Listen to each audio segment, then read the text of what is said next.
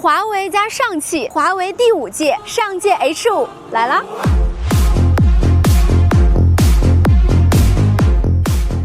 如果你之前想买鸿蒙的车，但是呢你又觉得价格太高，那今天这条视频我建议你一定要看完，因为今天咱们拍的这台上届 H5，它应该是目前为止华系里边最便宜的，因为它也是有激光雷达的。那既然它是有了华为的加持，所以说它有一个很重要的优点，就是华为的那些特点，比方说像 ADAS4 以及它的鸿蒙座舱5，它都是有的。当然它也有没有激光雷达的版本，一会儿咱们可以慢慢说。另外呢，这个车它的空间非常的大，它的车长呢4.78米，但是轴距做到了2.84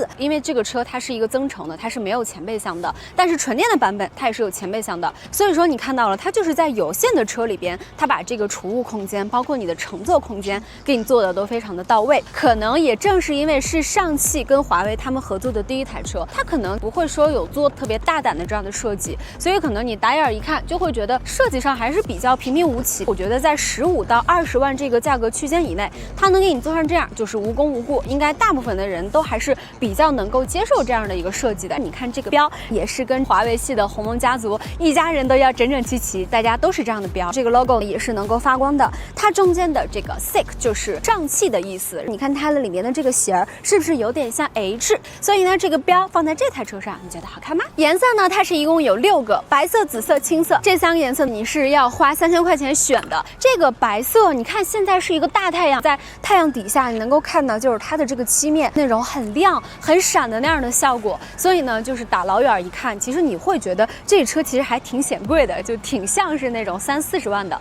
再加上这个标就会一下显得还挺高级的。当然了，现在你要定它好像还是有一些权益的，就比方说它是多少钱，然后能够折换它的整个那个车的颜色，其实它现在有了这个权益之后，你选这些颜色也是不花钱的。来吧，咱们看一眼后备箱的空间。其实这个空间表现就是一个正常的家用车这样的水平，就比较平平无奇。但是你打开这个底下，它还有一块下沉的储物，还是比较实用的。纯电的版本，它底下的储物的格可能就会更大，会多个10几升。增程呢，你看到了，就是刚才那个水平，其实就是作为你日常使用，一家3口之家或者说4口之家也都是完全没有问题的。然后后边也给了你12伏跟120瓦。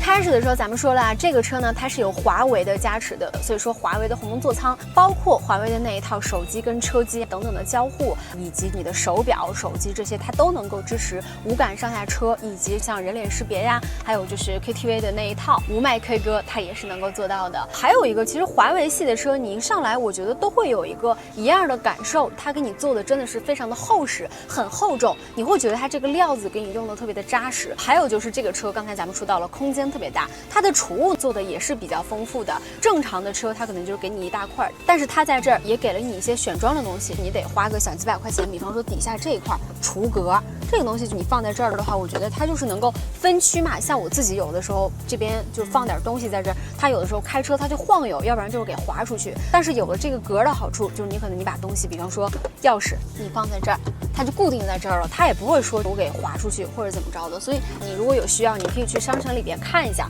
还有就是前面这一块，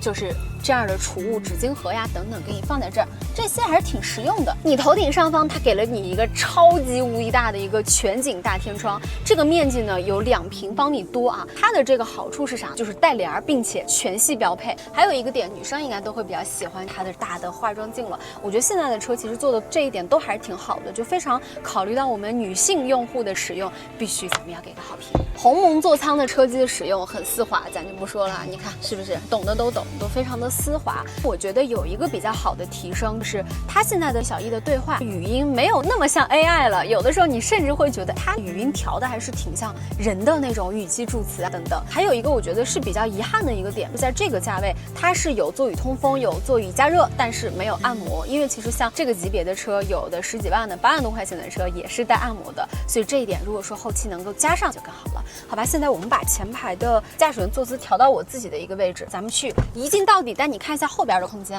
刚才我们把这块的东西收了一下，实在是太乱了。现在看一下这空间，我现在翘个2郎腿，你感受一下，腿部是真心可以吧，对吧？头部也还可以，就是我觉得它是2.84米的轴距，它给你在这样的一个有限的车场里面，它还能把空间做得这么大，真的还是挺不容易的。因为其实买这个级别的车型，大家的一个需求，如果说可能我想要一个大空间，所以说它就是做到了，我觉得还可以。底下它也是这个纯平的地台，这边是2个 Type C， 一个15瓦，一个66瓦，座椅的那种感觉也是比较厚实的，你会觉得很软，但是它是有承托性的软，不是那种一味的像日产大沙发的那种陷进去的很软，它还是会让你感觉到有一点支撑性。在这边打开底下2个小杯架，这么一扶也够了。其实我觉得3口之家、4口之家买这样一个车真的还是挺好的。驾驶感受，因为这个车它上汽还是会加入一些德系的那样的底盘的感觉在里边，但是我觉得它还是主要是以舒适性为主。它的悬架用的是前麦弗逊后多连杆这样的一个结构。如果说你是一个比较喜欢那种偏运动一点，这个驾驶感受你可能不会说那么喜欢。我就是这样的，可能我觉得这个车对于我来说还是有一点软，尤其是你在一些低速去行驶的时候，就感觉它还是有一点点晃晃悠悠。当然这个感觉我觉得还是要因人而异，你去 4S 店就一定要找销售去试，去自己感受这台车它的驾驶感受是什么样的。驾驶模式一共有4种，有节能、舒适、运动，还有一些个性化的调节。其实我觉得当我们在运动模式之后，就明显的感觉到它好像说没有那么偏舒适，还是差别比较明显的。我刚才在这个个性化里边就把它的各种的能量等等等等给它调到最高了，我现在就感觉其实它还是比较整的。这个车它的动力形式它是有纯电，然后有增程的版本，它的纯电续航是能够做到200多，综合续航1300。其实这个数据你如果说是一个对续航里程有焦虑，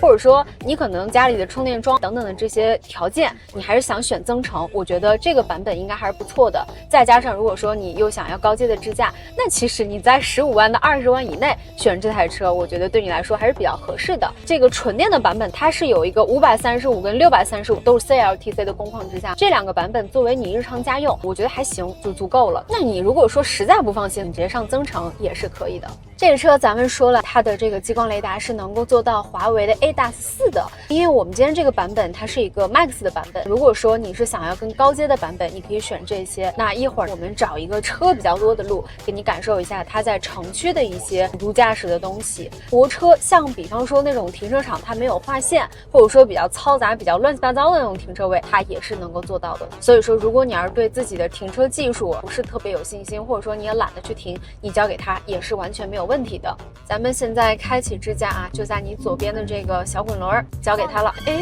我们要直行，它其实是站错道了。Oh no！ 不是哥们，他站错道了，走到跟前了，然后说让我接管。哎，一会儿咱们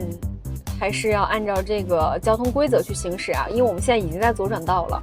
咱们再次开启，他为什么老要去左边的道啊？第2次他不会他不长记性，他还是站左边的道，他又走错了，朋友们。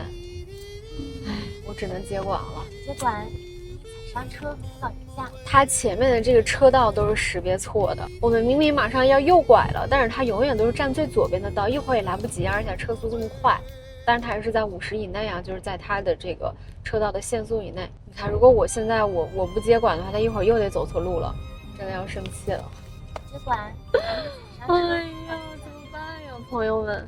像刚才那种情况，我觉得是要踩刹车，你自己去接管的，不要有一种那种好像，哎，我就交给你，我就看你怎么开。开车还是得人车共驾嘛，就大家一起去，让这个你的驾驶会更方便、更舒适。哎，过来了，看看这边有很多行人，啊，他也识别到了，其实踩了一脚刹车，又识别到行人，好，避让。这些它肯定还是要以这个比较安全的形式，比较保守的形式。其实像这种高快高速，那就这个就对于它来说，我觉得太简单了。因为华为的智驾本身在行业它就属于是那种 top 级别的，大多数的车型在高速高快其实表现都大差不差，所以对于它来讲那就更不叫事儿了。我觉得每次开华为的车型用它的智驾的时候，你就真的特别像感觉旁边坐了个老司机那种陪着你，觉得哎这儿那个这条道车有点多，你去往那边变，它就变过来，感觉整个逻辑确实会做得很top。包括就是你要是觉得它的这个智驾的反应，你也可以给它调成可能更灵敏，或者说你去过一些 ETC， 你可以调人工，你也可以调这个它自己过。这些都是可以按照你的需求，在这个菜单栏里面你自己去选一下，看像过这种收费站呀。如果说你给它设置成 ETC 的话，它也就自己就过了。因为我们这个车呢，它是零牌车，这儿其实不用收费，它应该也就自己过了。我们看一下，它好像不走了，哎，走呢，还行啊，可以过来了。看这儿有好多的车道。但是它也非常准确地走到了我们即将要走的这个车道，没有走错路。我觉得对于智驾的总结，就是我们今天城区啊、高速、高快这些都大概体验了一下，就觉得它90%的时候都是很好用的。就可能最开始起步的时候，它对于那个车道的识别不是特别准，老走错路啊，就那个地方我觉得不是说特别精准准确吧。也许可能它那个是你上下班走的路，你走的多了，也许它可能会更好，或者说之后有 OTA 的一些方案，它也许表现会更好。但是我觉得它其他的这些表现确实就是华为的智驾名不虚传。你要是对于这个智驾呀这方面智能化比较感兴趣的话，你就自己一定要去 4S 店感受一下。记得一定要去试 Max 的版本，或者说就是有激光雷达的版本，不然你去选那个普通的 Pro 的版本，它是没有激光雷达的，就只能说是做到就是最普通的那些东西。